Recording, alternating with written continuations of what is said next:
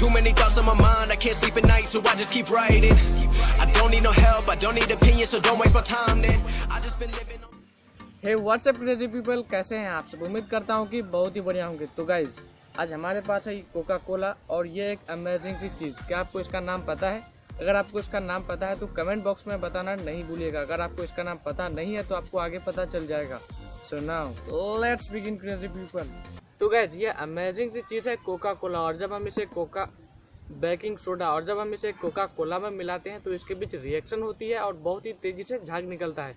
So let's see कि क्या होता है हम अगर ऐसा करते हैं तो।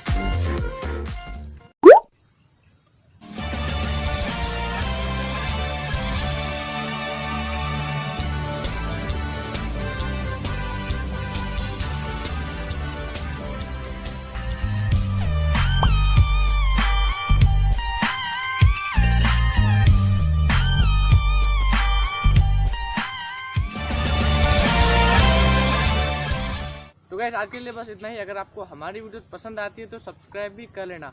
तो गैस, फिर मुलाकात होगी अगली वीडियो में, तब तक के लिए टेक केयर।